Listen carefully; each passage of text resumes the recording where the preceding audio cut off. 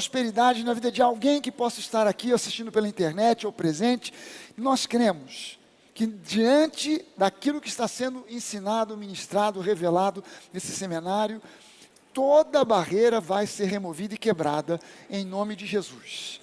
E todo o povo que crê, diga amém, amém. Gente, Deus é bom demais e em tudo aquilo que Ele planejou para o seu povo, tanto a nível de Antigo Testamento como de Novo Testamento, é plano dEle que nós sejamos um povo próspero. Que os filhos de Deus sejam prósperos, e a gente tem entendido prosperidade de uma forma ampla, não simplesmente restrita à questão financeira, embora essa seja uma questão importantíssima, e a gente talvez 80%, 90% do que a gente está falando aqui, nessa semana, nesse seminário, nesse tempo de imersão nesse assunto, esteja focado ou mais direcionado para a área financeira.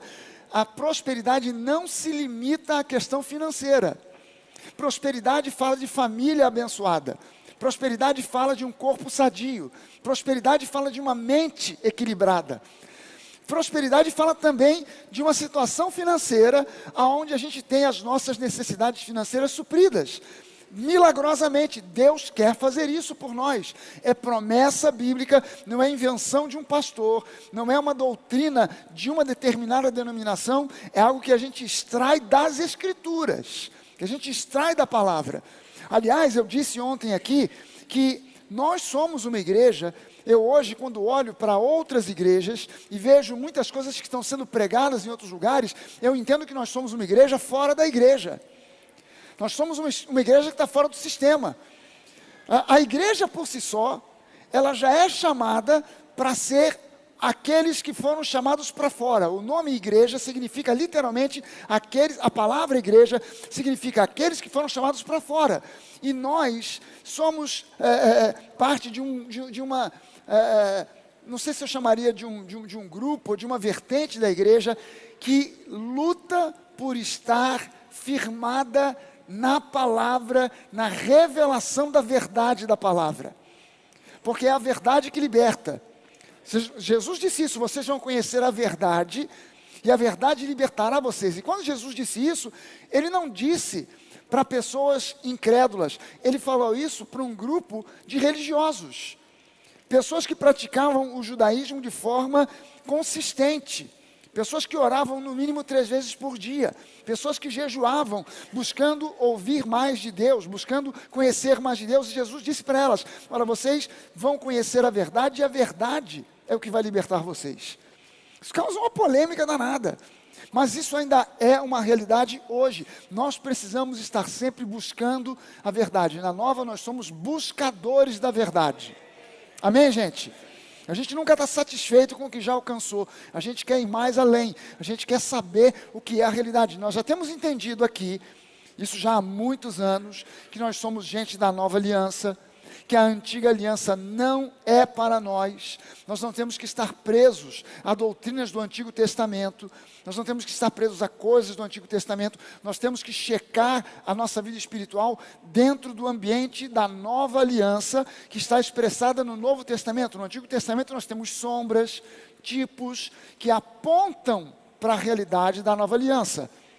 O Antigo Testamento é a sombra, a metáfora, a representação, o símbolo, o tipo. No Novo Testamento você tem a realização em Cristo Jesus. Então, tudo aquilo que nós vemos no Novo Testamento, aquilo é o que Deus tem para nós. Se alguma coisa do Antigo Testamento tem compatibilidade com aquilo que diz o Novo Testamento, então aquilo continua válido para nós. Por exemplo, você tem uma lista imensa de bênçãos descritas no Antigo Testamento. Elas são válidas para nós hoje? Sim. Por quê? Porque a Bíblia diz que Deus nos fez herdeiros de Abraão.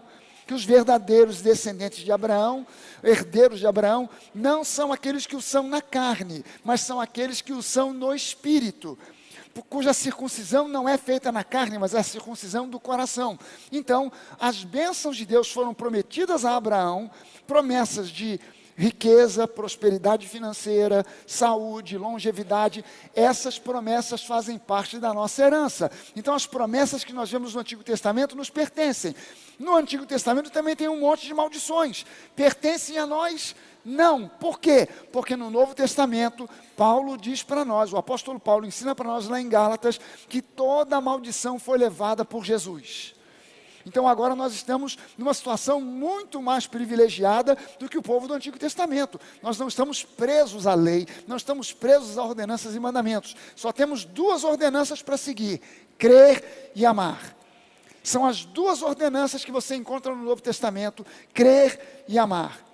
Então a gente, entre essas bênçãos que a Bíblia nos promete, está a prosperidade financeira.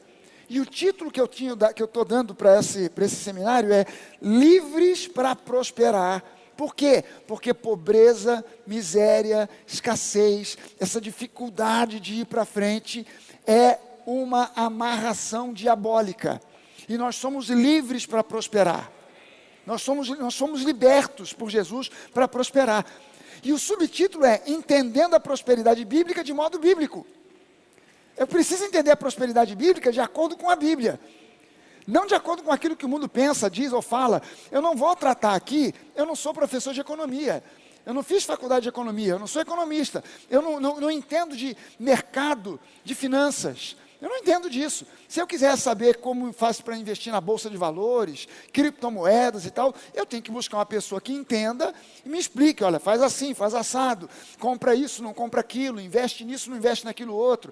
Não é isso que eu estou falando para vocês. Eu quero mostrar para você o que a Bíblia fala no mundo espiritual, para que então, quando você tiver uma orientação natural, invista nisso, invista naquilo, você some a isso o seu discernimento espiritual, para que você possa ter uma vida próspera em todos os sentidos. Amém, gente?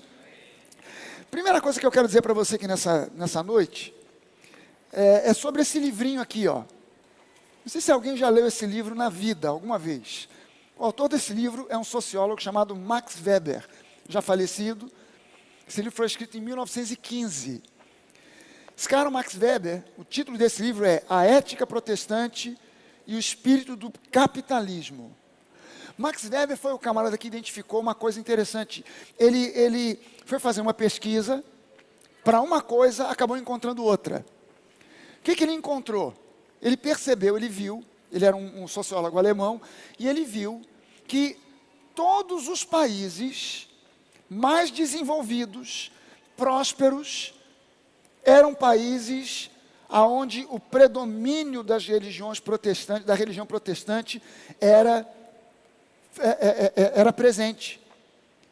Ele viu, por exemplo, ele viu o exemplo da própria Alemanha na Europa, ele viu o exemplo dos Estados Unidos nas Américas, e ele começou a estudar isso. Ele começou a ver que na Alemanha, todos os cargos, 90% ou mais dos cargos das grandes empresas, os grandes cargos de diretoria, de gerência e etc. e tal, eram ocupados por protestantes.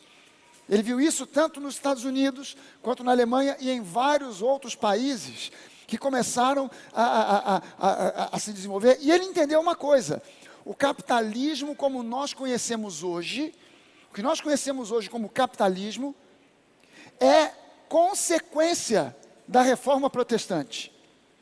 Já existiam movimentos ou ações individuais que a gente compararia ao capitalismo, comerciantes, navegantes que saíam da Europa para ir à Ásia, ou para ir à África, ou algum outro lugar, para trazer matéria-prima ou já manufaturada para a Europa, para vender e ganhar e obter lucro. Isso já existia, mas como uma coisa organizada, como uma ideologia, uma filosofia econômica formalizada, quem desencadeou isso foi a reforma protestante.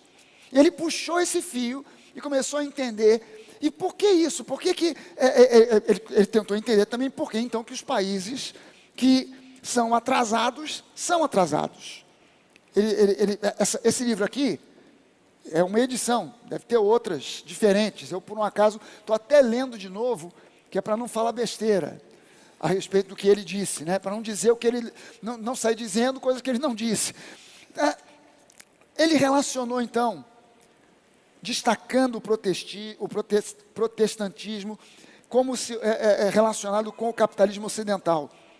Isso porque essa vertente do cristianismo é o que ele diz aqui, eu estou sumarizando, o que ele diz aqui, é que essa vertente do cristianismo, o protestantismo, passou a enxergar, a partir da reforma, o sucesso financeiro como bênção divina.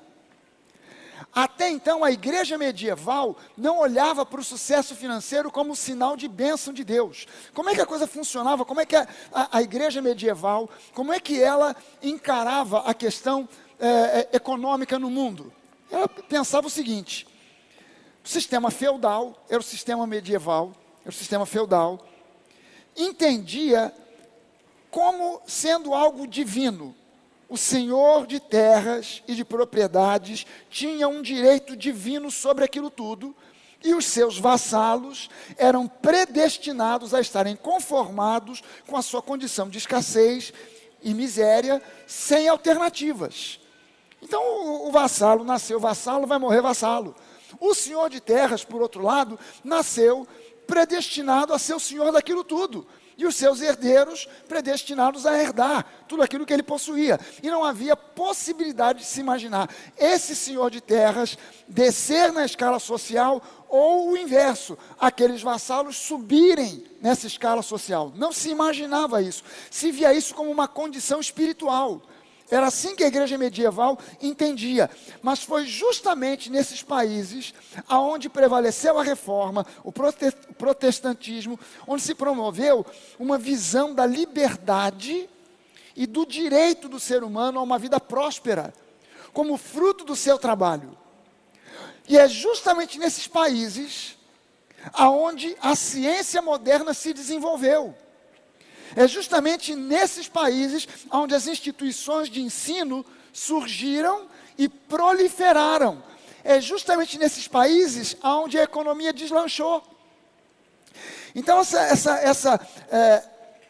hoje em dia, algum teólogo, pregador, pastor, líder, criticar aquilo que eles chamam de teologia da prosperidade, isso aí você vai encontrar um montão de gente criticando, não, esses pregadores da teologia da prosperidade. Primeira coisa, não existe teologia da prosperidade. Existe o Evangelho. E no Evangelho se preconiza a salvação descrita no Evangelho. Evangelho, a palavra Evangelho significa boa nova, boa notícia. E no Evangelho há uma boa nova. Jesus Cristo é o nosso Salvador.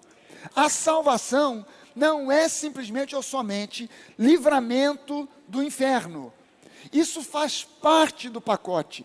É talvez o item principal da história, o livramento, a salvação, o livramento do inferno, a salvação. Esse é o ponto principal. Mas nesse pacote chamado salvação, você tem cura de toda enfermidade, você tem programado, projetado nesse pacote família abençoada. Dentro desse pacote você tem vida financeira próspera.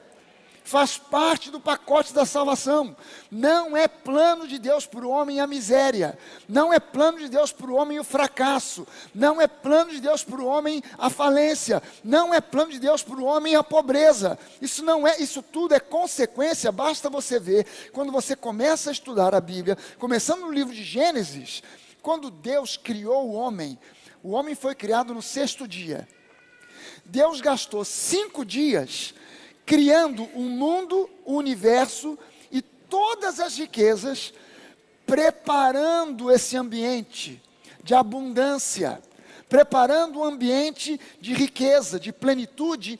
Quando o homem entra em cena, já estava tudo pronto para ele. Deus não criou um mundo de miséria e disse para o homem, se vira, dá seu jeito para você sobreviver. Não, Deus já entregou ao homem um mundo pleno de riquezas e disse, desfrute de tudo isso, gerencie tudo isso agora está na sua mão. Eu criei, é meu, mas eu coloco na sua mão para que você gerencie e desfrute dessa plenitude. Deus não colocou o homem num deserto, Ele colocou o homem num jardim. O jardim do Éden, que também era chamado de paraíso. E nesse lugar, o homem sequer tinha que se esfalfar de trabalhar, se arrebentar de trabalhar. O trabalho para o homem ali era algo simples e fácil. O que trouxe para dentro do mundo pobreza, escassez, miséria, foi o pecado. Não foi uma criação de Deus. Então Deus botou o homem para sofrer. Não, Deus criou o homem para ser feliz. Deus criou o homem para ele viver em comunhão com Deus, e nessa comunhão desfrutar de felicidade, alegria, paz, prosperidade. O primeiro mandato de Deus para o homem foi: cresçam e multipliquem-se. Quando você vê isso, dá a impressão que a Bíblia está falando só de ter filho. É muito mais do que isso. É uma ordenança para que o homem gerenciasse, tomasse conta e fizesse acontecer progresso sobre a face da terra. O pecado trouxe o caminho inverso, dificuldade. Deus, quando trouxe a maldição por causa do pecado, Ele não amaldiçoou o homem. Ele não disse: Adão, por causa do teu pecado, você é amaldiçoado. Eva, você é amaldiçoada. Não, por sua causa, por causa do pecado, a terra é amaldiçoada.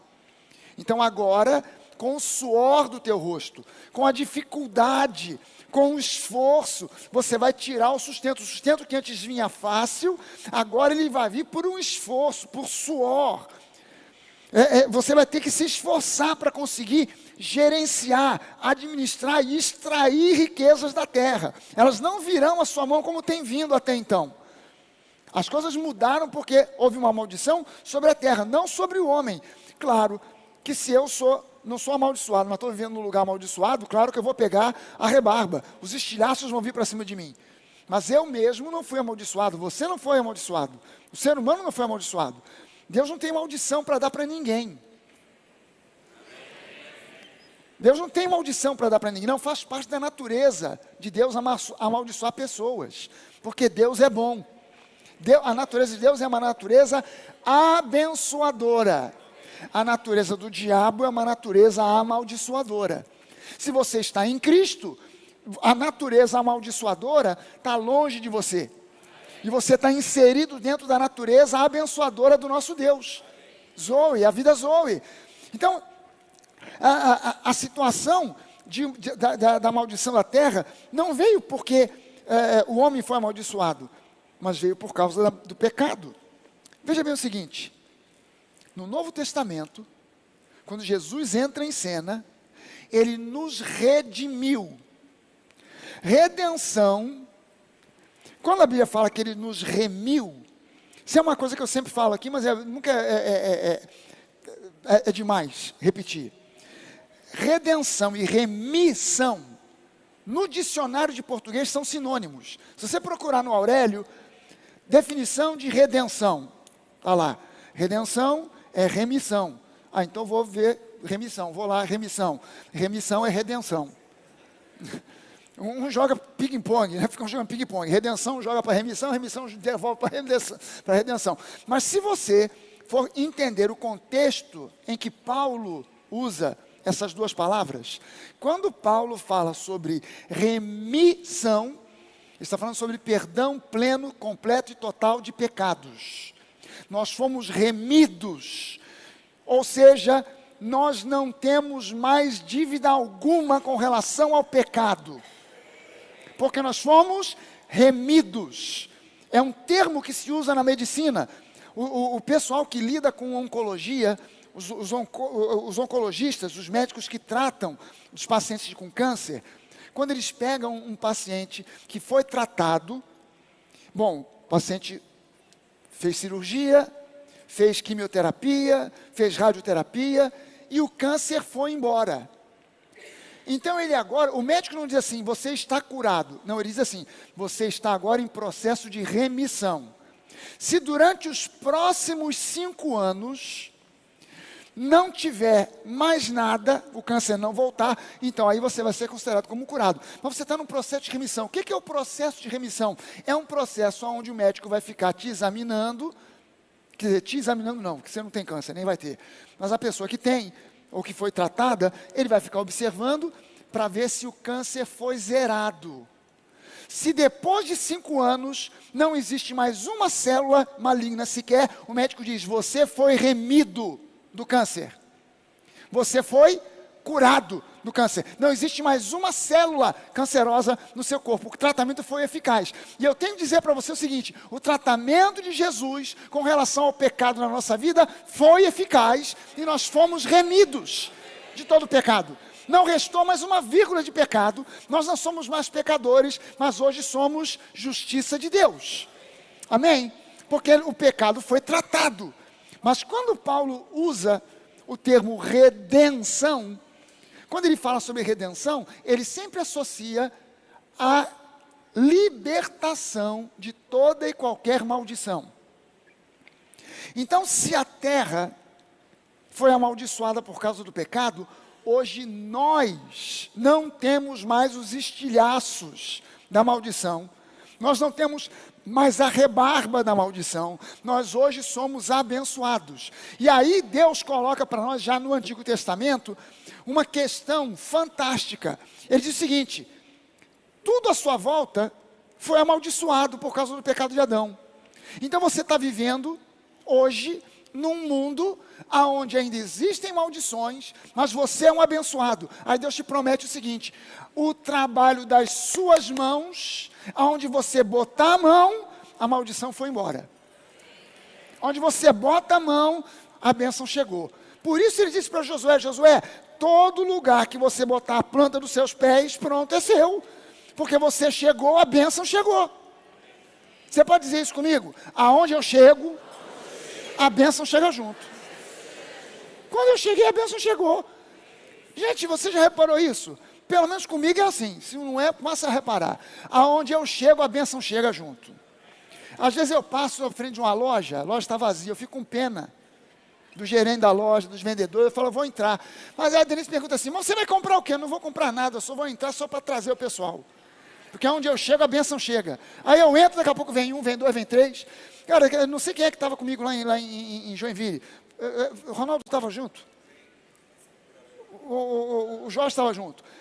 A gente entrou numa loja de um cara que é lá da igreja de Joinville, da Nova de Joinville. Não tinha ninguém lá dentro, só tinha os vendedores. Aí entramos eu, o Jorge, foi bênção dobrada, triplicada, porque fui eu, o Jorge, tinha um montão de gente. Entramos lá. Quando eu entrei, não tinha ninguém. Aí eu olhei, falei assim, ó, pode esperar. Entrou um, entrou dois, daqui a pouco os vendedores estavam assim, peraí, vou pegar. Então, não conseguiam saber a quem iam atender, de tanta gente que começou a entrar. Quando eles entraram, eu falei, agora eu vou embora, tchau, um abraço, tchau, fui. Por quê? Porque já resolveu o problema, então todo mundo lá, estava todo mundo comprando. Porque onde eu chego, a bênção chega. Aonde você chega, a bênção chega. Nós somos herdeiros de Abraão. Olha a sua situação de Abraão. Ele sai da terra dele, começa a prosperar. Mas na aba de Abraão, foi um sobrinho chamado Ló. Aí Ló começou também a prosperar na aba do tio, na carona do tio.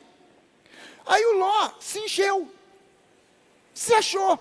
Aí virou para o tio e falou, meu tio Abraão, os nossos rebanhos se multiplicaram demais.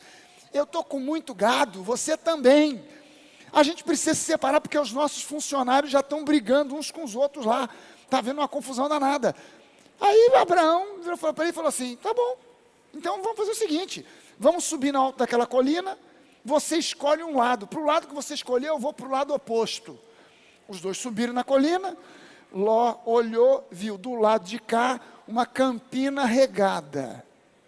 Água, pasto, do lado de cá, areia, só variação de cores. Areia branca, marrom, cinza, areia à vontade. Aí ele falou, meu tio, eu te amo tanto que eu vou te deixar ir para esse lado de cá, e eu vou ficar com essa campina aqui. E Abraão não reclamou. Abraão falou, tá bom, ok, vai lá. Aí Abraão foi para o lado do deserto, Ló foi para o lado da Campina Regada. Aí o que aconteceu? Ló saiu de perto da fonte da bênção, que era Abraão. Ele era o alvo da bênção, não era Ló. Ló estava na carona. Aí ele foi para lá, para Campina, para o lado de cá foi Abraão no deserto. Aí no deserto, a Bíblia diz que Abraão chegou no deserto tem água. Aí Abraão cavou, adivinha o que saiu? Água. Aí ele, não satisfeito, abriu um outro poço. Adivinha o que saiu? Água. Aí sai água para cá, água para lá, água para cá, água para lá. Daqui a pouco começou a nascer uma graminha aqui, uma graminha ali. Quando ele foi ver, tinha pasto à vontade, aquele lugar prosperou. Do outro lado, para onde foi Ló, começou a vir gente.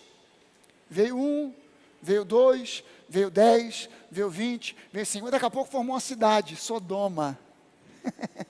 Que benção. Aí, não satisfeito, fizeram 2, Sodoma e Gomorra. Que maravilha. Que bênção. Para o lado de Abraão, você tem que entender que aonde você chega, a bênção chegou. Por quê? Porque você é herdeiro de Abraão. Abraão chegou no deserto. O que aconteceu? Prosperou. Você pode chegar no deserto, vai prosperar. Por quê? Porque você chega, a bênção chega junto. Amém. Então bota isso no seu coração, você recebeu de Deus, através de Jesus Cristo, a autoridade para prosperar. Isso foi conquistado por Jesus para nós na cruz do Calvário. Lá em 2 Coríntios 8, no versículo 9, diz assim, pois vocês conhecem a graça do Senhor Jesus. Quem conhece a graça, tem conhecido a graça de Jesus, diga amém aqui. Vocês conhecem a graça do nosso Senhor Jesus Cristo, que sendo rico, se fez pobre, por causa de vocês. Não porque ele faliu, não porque ele não soube administrar, eu tinha tanta coisa, perdi tudo. Jesus, que péssimo administrador você, hein? Não, por causa de vocês. Não é que Jesus nasceu pobre, mas Jesus se fez pobre na cruz do Calvário, por nós, por nossa causa, por causa de vocês, e para que por meio da pobreza dele, vocês se tornassem. Gente, eu sei que tem gente que tem medo de falar essa palavra. Se tornassem, eu só li um pedaço do versículo, aí eu espero você completar, só meia dúzia, ricos. E o outro não fala porque fica até com medo de dizer a palavra. Meu Deus, Jesus se fez pobre para que vocês se tornassem ricos. Ricos. E não é riqueza espiritual, não adianta espiritualizar isso aqui. Vai ler o contexto aqui de 2 Coríntios 8. 2 Coríntios 8, Paulo está falando sobre finanças, sobre grana. Ele não está falando, Jesus se tornou pobre para que vocês se tornem espiritualmente ricos. Não, ele está falando sobre finanças, sobre dinheiro. Ele se fez pobre financeiramente, economicamente pobre, para que vocês se tornem economicamente ricos. É promessa de Deus para nós. Então a gente precisa entender que se existe alguma barreira que esteja te impedindo de prosperar, é porque o Deus desse mundo, vulgarmente chamado de Satanás, mas que eu chamo de sem causa, sem assunto, não é o Deus verdadeiro quem está te impedindo, quem está tentando te resistir. E o diabo faz isso porque ele é um inimigo derrotado, mas inconformado com a sua derrota. Sabe aquela história de jogo de futebol? Que o time perde e não se conforma com a derrota? E aí quer partir para a briga, quer gritar, quer fazer e tal, aí vai para o tapetão, aí o juiz, não sei o que, apela, não sei o que, porque não se conforma com a derrota. Levou de 5-0, ainda que 3 gols tenham sido roubados, 2 foram legítimos, perdeu. Mas não se conforma com a derrota, aí reclama, fala e tal. O diabo é um inimigo desse tipo, é um derrotado que não se conforma, então ele tenta resistir. O seu papel nessa história, como herdeiro de Abraão, não não se deixar intimidar e exercer a sua autoridade, no nome de Jesus. Você não precisa orar como um pedinte, que implora desesperado. O que você precisa é simplesmente exercer a sua autoridade. Eu já vi muito cristão orando como se fosse um pedinte, implorando desesperadamente. Você não tem que implorar como um pedinte, você é filho. Você não é um servo. Você serve por opção, mas você é filho por condição. Então você não tem que implorar, você não tem que olhar, não, mas é porque, sabe como é respeito a Deus. Gente, os meus filhos nunca me imploraram nada e nunca me deixaram de me respeitar. O fato deles não implorarem nada para mim, só revela que eles têm comigo um relacionamento sadio, de filhos com o pai. Amém, gente? Já dei esse exemplo aqui várias vezes. A gente morava na África do Sul, na nossa porta todo dia passava a caminhonete lá, ou quase todo dia, passava uma caminhonete, pequenininha, uma Towner, vendendo sorvete. E o nosso filho mais velho, estava tocando o carrão aqui, o Bernardo, ele era pequenininho, quando ele ouvia o som da musiquinha, ele saía correndo, se pendurava no portão, começava a gritar para o homem do sorvete, stop, stop, wait, wait, wait, para, espera. E o homem já sabia, aqui tem freguês certo. Ele parava na porta e ficava aquela musiquinha tocando, blim, blim, blim, blim, blim. Eu falava, desgraçado, ele não passa, ele não vai rápido, ele vem devagar e para na porta, porque ele já sabe que o freguês certo é o Bernardo. O Bernardo vinha correndo, pedir, pai, me dá uma moeda para comprar o sorvete. Eu tinha que meter a mão no bolso, correr no quarto, em algum lugar para pegar a moeda para ele comprar o sorvete. Mas se por um acaso, aquele menino viesse, eu sentado no sofá, e ele entrasse na sala, quase que rastejando, oh, meu pai, eis que te imploro e peço uma moeda. Eis que passa o homem do sorvete, meu pai, aleluia. Eu te imploro, meu pai, uma moedinha para um sorvete. Eu ia dizer para o Denise, esse garoto está mal, ele precisa de psicólogo. Ele não está bem. Por quê? Porque isso não é o jeito de um filho abordar o pai. O filho, ele tem proximidade, intimidade com o pai. Então, ele quer o sorvete, ele vem e pede de uma forma informal. Ele não vem cheio de salamaleques. Ele não é um funcionário que chega, senhor Maurício Fragari, estou aqui com 3 vias para pedir e tal, sorvete. Não precisa, porque ele é filho. Amém, gente? Então, a gente precisa se acostumar a entender que você e eu não temos que ser pedintes. Nós somos filhos amados, filhos legítimos e filhos amados. Nós temos que exercer a nossa autoridade. Então lembre-se sempre, você não ora como um pedinte, mas como um filho amado. Você não ora implorando por migalhas, mas você ora tomando posse da sua herança. Aleluia! Lembre-se que o diabo e os seus demônios foram derrotados, expostos ao vexame público na cruz por Jesus. As pessoas têm muitos problemas hoje ainda com o diabo, porque não estão conscientes do fato de que em Cristo esse inimigo já está derrotado. Gente, me dá agonia, eu fico desesperado, às vezes eu fico quase que na beira da depressão, quando eu vejo igrejas dando valor ao diabo, dando cartaz ao diabo, falando de coisas do inferno, e botando um cartaz. Não é que a gente não tenha que falar ou citar, obrigatoriamente isso está na Bíblia, e necessariamente a gente de vez em quando tem que citar, que Deus está de um lado, o diabo está do outro, e que ele está aprontando assim, assim, assado, mas eu não posso ficar falando, cuidado, porque os demônios, você pode na sua casa, de repente você abre a boca e fala uma coisa, pronto, o diabo já entrou, e você começa a ficar, meu Deus do céu, qual é a palavra mágica que eu não posso falar, que faz o diabo entrar? Cara, não tem nada que você possa abrir a boca e dizer para o diabo entrar na sua casa, porque você foi remido, redimido, e a Bíblia diz que os anjos acampam ao seu redor. Você não tem que ter medo. Sabe, já passou. Sabe aquele tempo que o crente tinha um medo danado de demônio? Eu me lembro de um cunhado meu irmão da Denise, que ele frequentava uma igreja que toda hora tinha manifestação de demônio. Quando era perto dele, ele morria de medo, porque no conceito da cabeça das pessoas cara, o demônio pode sair dele e vir para mim. Então ficava só num canto assim, Jesus, doido para o pastor vir logo e sai em nome de Jesus. Ficava todo encolhido com medo e tal. Você não tem que ter medo de coisa nenhuma. Você não tem que ter medo, você não tem que ter receio, coisa nenhuma. Esse tempo já passou. Esse tempo, nós já tivemos tempo suficiente para entender a vitória de Jesus. Jesus venceu e expôs os demônios ao vexame público. Ouça bem isso aqui. Você não tenta derrotar o inimigo. Você apenas aceita pela fé aquilo que Jesus fez, sabendo que a vitória de Jesus é a sua vitória, entendendo que na cruz, Jesus reduziu os principados e potestades a nada, nada. Você já viu uma criança com medo e você dizendo para a criança assim, mas você não tem que ter medo de nada.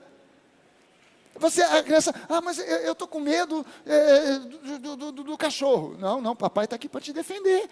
Se o cachorro vier, papai está aqui para espantar o cachorro. Não, mas eu estou com medo do fantasma. Não, fantasma não existe.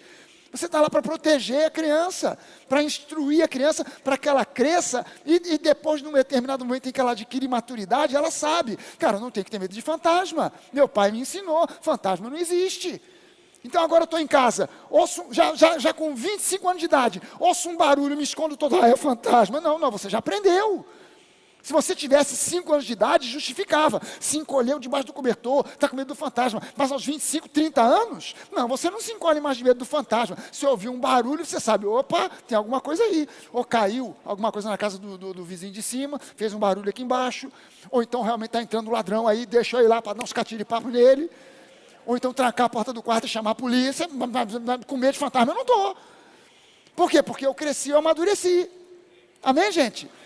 Já chegou a época da gente entender que os principados e potestades foram expostos ao vexame público e eles hoje são reduzidos a nada, absolutamente nada. E a você foi concedida autoridade para andar em vitória. Ouça bem isso aqui. Jesus é por nós, o Espírito Santo é por nós, o Pai é por nós, os anjos foram comissionados por Deus para lutar a nosso favor. Dá uma olhada em Hebreus 1.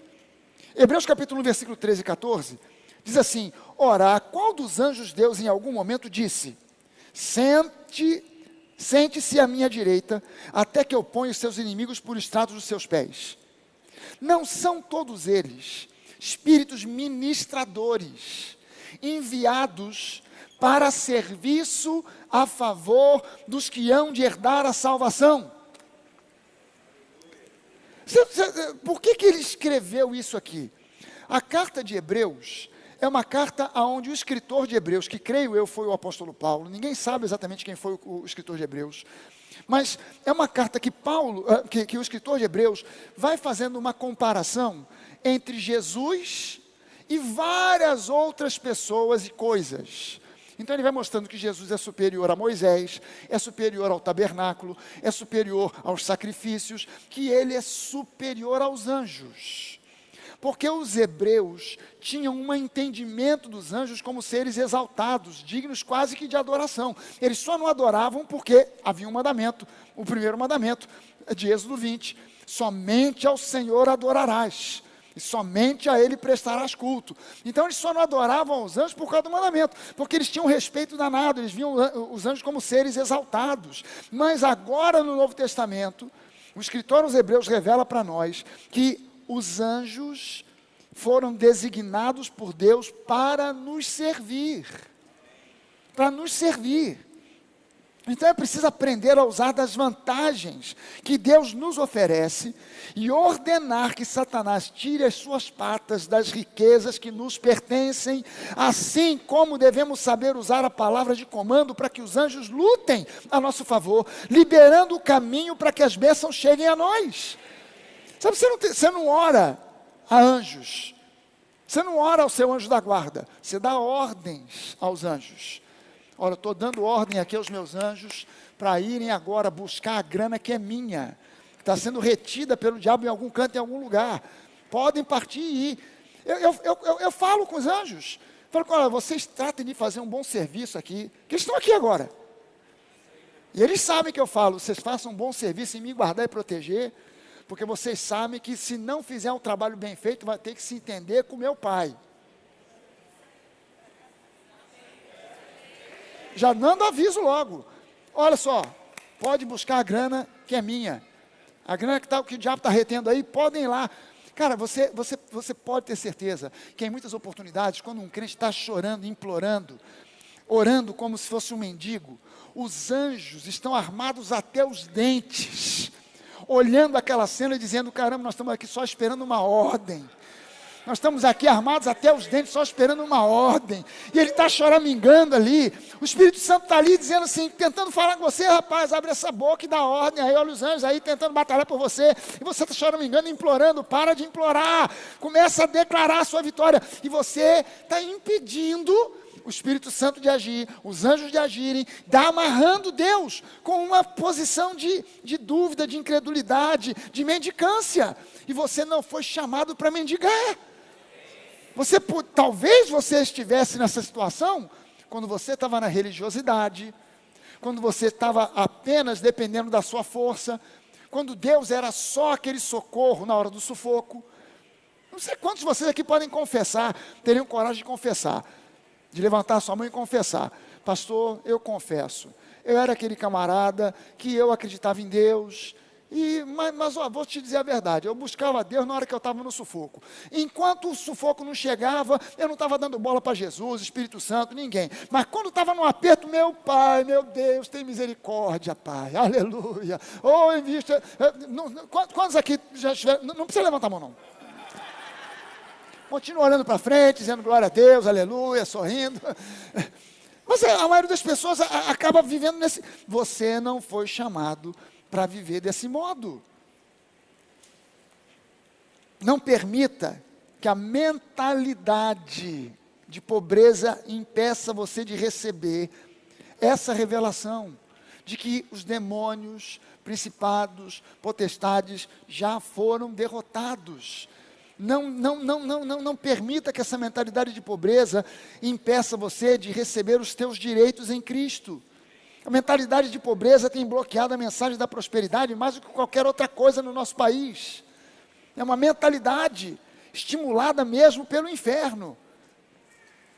Ouça bem o seguinte: você pode prosperar, porque em Cristo você é livre para prosperar. Você foi liberto das amarras da pobreza, da miséria e da escassez. Você é livre para prosperar. Você não precisa de nada, além de apenas duas coisas essenciais. Número 1, o que já foi conquistado para você, por Jesus na cruz do Calvário, é seu direito. Em segundo lugar, o conselho, a orientação, a sabedoria de Deus, que é a sua base de ação. São essas duas coisas que você precisa para prosperar. É só isso. O que já foi conquistado para você por Jesus, e a sabedoria de Deus, o conselho de Deus, que é a base em cima da qual você começa a confessar a sua vitória.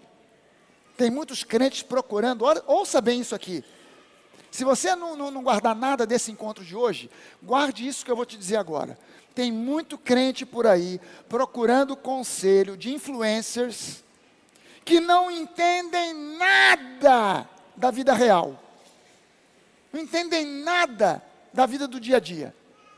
Fazem palestras, fazem seminários, bota um monte de gente, fala pra caramba e tal, e as pessoas ficam empolgadas, mas o sujeito não entende nada da vida real. E muitas vezes os conselhos dos nossos avós são mais valiosos e mais sábios. Se a gente desse ouvido porque vovó falava, que mamãe repetia, que vovó ensinou para mamãe falava para nós, e a gente vai acreditar no influencer. Abre teus olhos, que tem crente sendo feito de otário, gastando o dinheiro que não tem, para ouvir o que não presta, de quem não sabe nada. Meu Deus, é juntar a fome com a vontade de comer. Entenda bem o seguinte: por causa de orientações e conselhos errados, muitos até têm confundido prosperidade com ostentação, tanto dentro da igreja como fora da igreja. O cara confunde prosperidade com ostentação. Aí olha só, se você não ostentar, sabe o que dizem para você? Sabe o que o influencer vai dizer para você? Se você não ostentar, você tem mentalidade de escassez. Aí você pensa o seguinte: então no dia que eu tiver grana, eu tenho que comprar uma casa num condomínio de luxo na Barra da Tijuca. Por quê? Porque todo mundo que tem grana compra. Meu irmão, se você ganhar uma herança, uma grana, não sei o que, milhões, e quiser continuar morando em Honório Gurgel, o problema é seu. Você não tem que fazer nada. Ah não, agora eu não posso andar no meu carro popular. no meu Fusca, não posso andar aqui no Fiat Uno. Eu tenho que comprar uma Ferrari. Quem disse que você tem que comprar? Você pode comprar. Eu não compraria. Não é meu sonho. Nunca pensei nisso. Acho muito bacana, muito legal, maneiríssimo. A gente foi a Campos do Jordão e tinha lá, Campos do Jordão não. Aonde que a gente foi? Denise, onde é que a gente foi que tinha uma Ferrari para alugar? Gramado, foi em Gramado. Tinha uma Ferrari para alugar, Ferrari vermelha, foi em Canela. Aí a gente passou, estava a Ferrari lá com um negócio na porta de um shopping, com um negócio, aluga e tal, não sei o quê, deu uma volta numa Ferrari. Aí eu olhei, tinha um cara olhando, eu passei perto, falei, é para vender ou para alugar? Ela falou, não sei. Eu falei, se tiver em promoção eu compro. Aí o cara falou o preço, eu falei, rapaz, eu cheguei no dia que não está na promoção. Mas nem pensei em alugar, por quê? Porque eu acho muito bacana, acho muito legal, mas não é meu sonho. Tem uma Ferrari, não é meu sonho. Se é o seu sonho e você prosperar e tiver grana suficiente para comprar uma Ferrari, seja feliz, compre a Ferrari. Mas você não tem que comprar a Ferrari. Você não tem que morar numa casa enorme. Cara, eu comprei uma casa gigantesca, porque eu ganhei um dinheiro, agora eu estou prosperando, então eu te comprei uma casa enorme. Só está me dando dor de cabeça. A casa é grande pra caramba, sou eu e minha mulher, agora eu tenho que botar cachorro, cunhado, todo mundo lá dentro, que é para encher a casa, depois para limpar, é um sanhaço danado, tem que ter jardineiro, tem que ter 30 empregados, porque para limpar e cuidar é um inferno. A cozinha vive cheia de panela, comprei panela que não acaba mais, não sei para que tanta panela, as panelas estão tudo penduradas, nem usa, só usa 2 panelas lá em casa, mas tem 30, para quê? Porque tem que mostrar, porque tem que ostentar.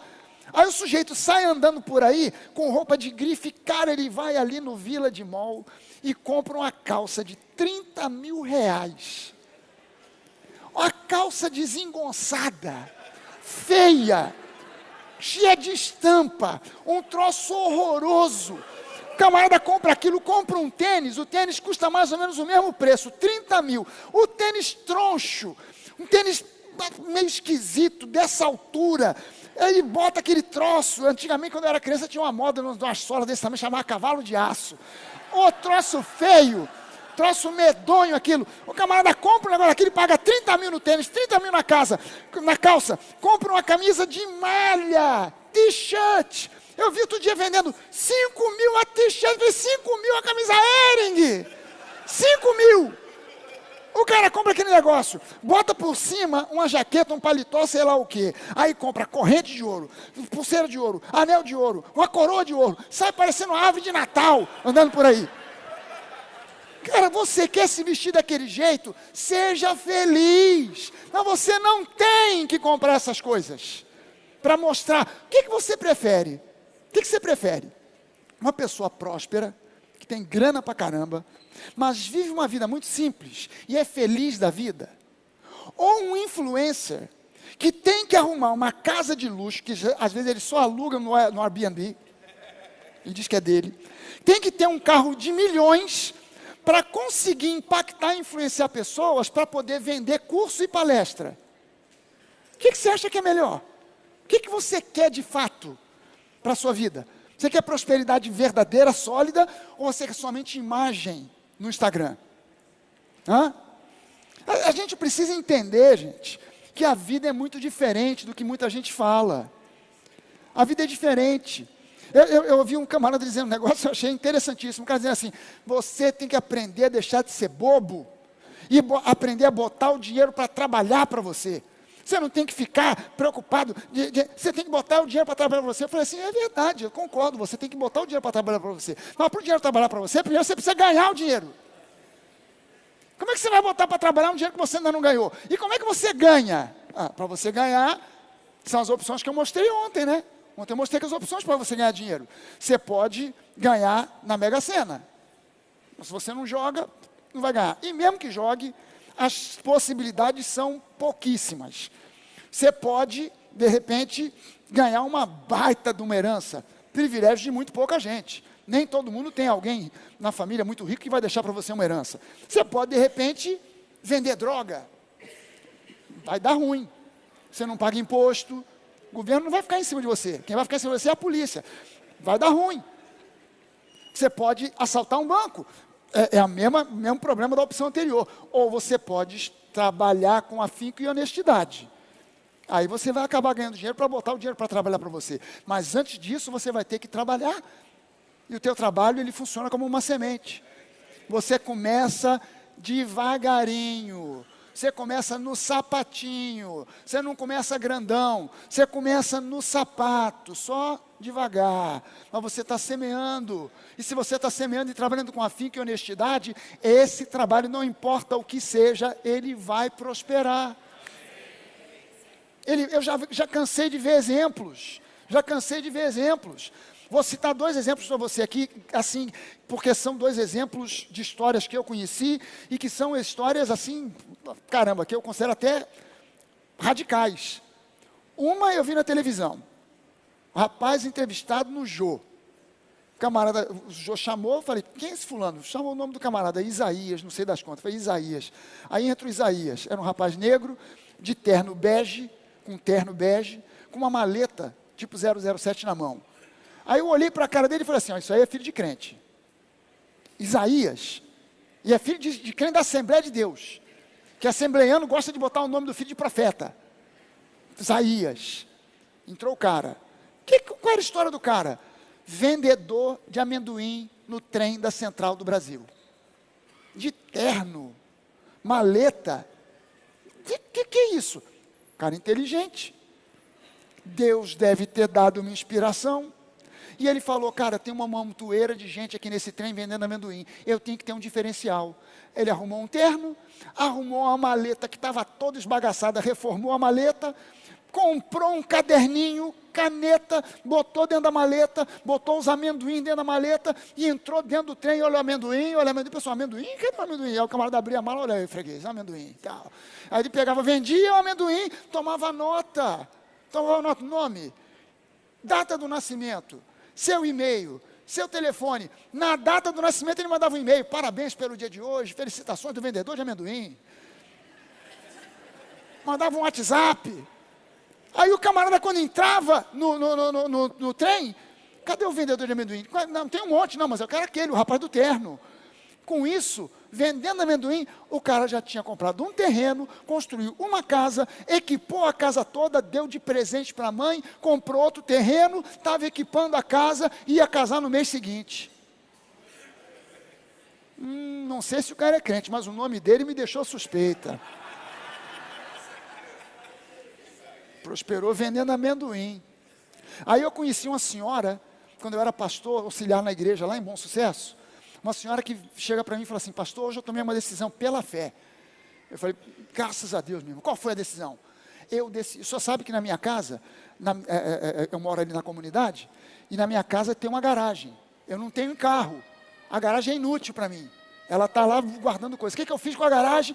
Transformei a garagem numa espécie de lugar para guardar coisas. E na porta da garagem eu botei uma bancada e eu vendo cachaça. Eu olhei para ela e falei, irmã, aleluia. Glória a Deus. Deus dá caminhos que só Ele sabe, é mistério. Aí ela disse assim, eu hoje tomei uma decisão, eu não vou mais vender cachaça. Aí eu falei, e a irmã vai fazer o quê? Eu vou tirar essa cachaçada toda, vou jogar tudo fora, e eu vou vender lápis e borracha. Aí eu cá no meu interior, eu pensei assim, meu Deus. A mulher já é pobre, ela mora na comunidade. Cachaça vende, lápis não vende. Vai dar ruim. Daqui a 1, 2 meses ela vai voltar para mim e vai dizer, pastor, eu fui aprender com o senhor esse negócio de prosperidade, olha o que eu fiz, olha a burrada, e agora eu estou devendo, blá, blá, blá. No meu interior, né? Por fora, aleluia, irmã. Deus abençoe, ô meu pai. Pastor, só ora, ô Deus, abençoe os lápis, as borrachas. Dá um jeito aí, meu pai. Faz com que esse povo aí queira escrever carta. Não sei. Alguns meses depois, uns 3 meses depois, voltou ela para mim no final de um culto, que era um culto chamado Escola de Prosperidade, quinta-feira. Vem ela No final do culto, ela veio pelo corredor, eu olhei e falei, meu Deus, lá vinha a irmã. Eu já estava pronto para dizer, irmã, pode voltar a vender cachaça, Deus não vai se zangar com a irmã, vai ficar tudo bem. Eu já estava preparando a resposta, porque eu já estava esperando uma notícia, né? Ela chegou para mim, pastor, aquela ideia, o senhor lembra de mim? Eu falei, lembro, irmã, lembro. Pastor, o senhor não vai acreditar. Eu falei, pode contar. Pastor, eu estou ganhando 10 vezes mais vendendo lápis e borracha do que eu ganhava vendendo cachaça. Eu estou comprando uma casa, eu vou sair da comunidade e vou morar no bairro aqui em Bom Sucesso. Para ela sair dali, para ir para Bom Sucesso, para você, talvez fosse uma coisa de menos, mas para ela era um upgrade gigantesco em termos sociais, de sair da comunidade e morar no bairro. Eu olhei para ela e falei, aleluia, Deus é bom. Porque ela tomou uma decisão pela fé, e Deus honrou a fé daquela mulher. Então não venha dizer para mim que só prospera quem é CEO de uma multinacional, porque Deus dá prosperidade aos seus filhos, porque a promessa dele, eu vou abençoar o trabalho das suas mãos. Tudo que a gente precisa hoje, é nos livrarmos da mentalidade de escassez, pobreza, e não ficar com esse foco, não, eu vou ganhar dinheiro para comprar isso ou aquilo. Não, cara, Deus vai me abençoar. E Ele vai fazer com que os sonhos do meu coração sejam realizados. Cara, se o seu sonho é ter uma baita casa, uma Ferrari, amém. Mas se o teu sonho não é esse, amém também. Você não tem que ostentar e mostrar nada para ninguém. Você tem que simplesmente saber o seguinte, cara, o propósito da prosperidade na minha vida é para que, em primeiro lugar, eu seja um investidor do reino. Em segundo lugar, para que eu seja uma bênção para minha família. E em terceiro lugar, para que eu também me torne bênção para outras pessoas. Se você entender isso, Deus não te faz prosperar simplesmente porque você tem necessidades. Deus te faz prosperar porque há um reino para ser expandido. E esse reino para se expandir, hoje, mais do que nunca, se não tiver dinheiro, o reino fica empacado. Então não critique as igrejas que são igrejas consideradas igrejas ricas. Há pessoas que olham para aqui. Eu posso criticar uma igreja rica, assim como você, quando eu olho para a igreja e vejo, cara, esse pessoal está cultivando o reininho deles. Eles estão ali tirando 1, 2, 3, 4 ofertas por culto, manipulando as pessoas porque eles querem construir o reino deles. Mas uma igreja que enriquece para expandir o reino, que abre igrejas, que prega o genuíno evangelho, essa igreja tem mais é que enriquecer mesmo. As pessoas olham para a Nova e pensam assim, a Nova é uma igreja rica. Ainda não. Estou esperando essa riqueza chegar. E na verdade, por que nós não somos uma igreja rica como as pessoas imaginam ou pensam ou dizem? Porque o dinheiro que entra é investido para o reino.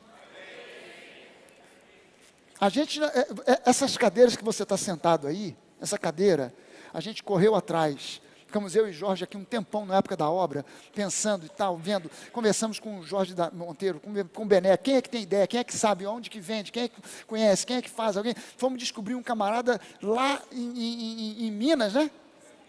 Lá em Minas Gerais. Em São Paulo. Aí foi o Jorge até lá, fui junto com ele, fomos lá para visitar a fábrica, vimos e tal. O camarada queria, porque queria vender as cadeiras para a gente de qualquer jeito. A gente era um modelo de cadeira que estava sendo feito nos Estados Unidos, tudo quanto é igreja adotando esse modelo de cadeira. A gente foi lá, o cara fazia, a gente começou a ver, vimos que podia importar da China, era mais caro, não era tão boa. Começamos a ver, nós compramos a melhor cadeira que a gente podia comprar. Alguém podia dizer, pastor, mas uma cadeira de plástico tá bom. Uma cadeira de plástico tá bom para quem não conhece a excelência do nosso Deus. A gente foi atrás da melhor cadeira. A gente estava com grana sobrando? Não, pelo contrário. Estavam fazendo das tripas coração para pagar a obra que a gente tinha feito aqui. Porque a gente teve 6 meses de igreja e de repente entrou a pandemia. E aí começamos a fazer, nem isso, nem 6 meses, né? Não deu nem 6 meses de igreja e entrou a pandemia. Está perto disso, né? Alguma coisa mais ou menos. E entrou a pandemia, acabou. Aí eu fazendo culto aqui, para o vento, para uma câmera filmando. Não sei quem estava vendo, e eu dizia, meu Deus, essa multidão que assiste esse culto, aleluia, pela fé. Porque não tinha ninguém. Os músicos aqui de máscara, cada um cantando para um lado, um cantando para lá, o outro cantando para cá, todo mundo com medo danado. Uma bobajada danada aquela história, resolveu nada, um montão de gente que não podia sair para trabalhar, aquilo ali foi pior do que o concerto, a emenda saiu pior do que o soneto, o pessoal usando máscara, ninguém sabia usar máscara, tem que usar máscara, se não usar máscara vai preso, vai ser chicoteado. Aí o pessoal pegava a máscara, botava, tirava, botava na mão, botava no bolso, botava na cara, tirava, botava no bolso, botava na mão, botava na cara, ia no ônibus, segurava no ônibus, não sei o que, vai pegava na máscara, aí bota a máscara. Meu Deus do céu. Meu Deus do céu.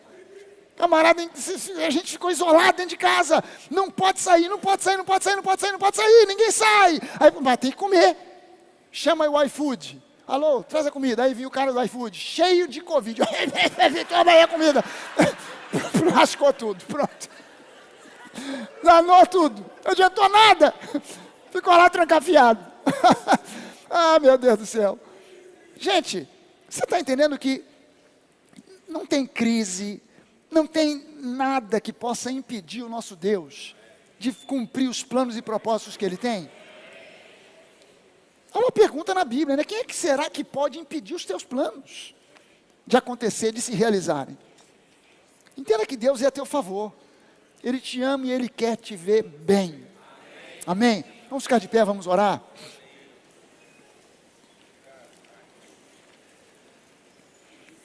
Aleluia. Pai, nós te agradecemos por essa noite, pela revelação da Tua palavra, pelo Teu grandioso amor por cada um de nós, pelo Teu propósito esclarecido, mostrado, descrito na Tua palavra. Não existe ali nada que nos dê a mínima ideia de que o Senhor queira o mal para os Seus filhos. De que o Senhor planeja o mal, o sofrimento, a miséria e a desgraça para que nós venhamos a aprender algum tipo de lição.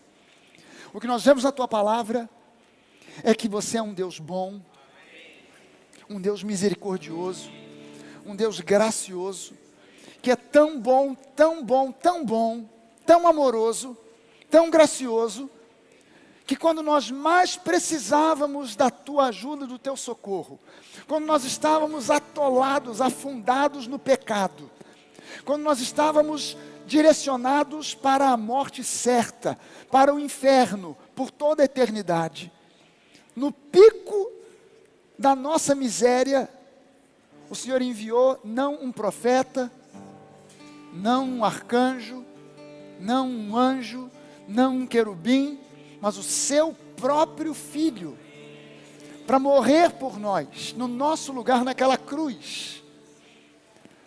Aquela cruz que é cantada numa canção como uma rude cruz.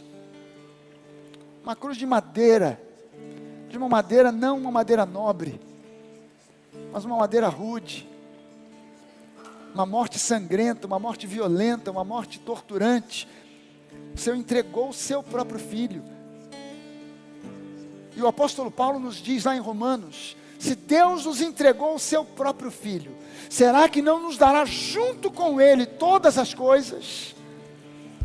Porque o Senhor é um Deus doador. O Senhor não é um Deus que retenha.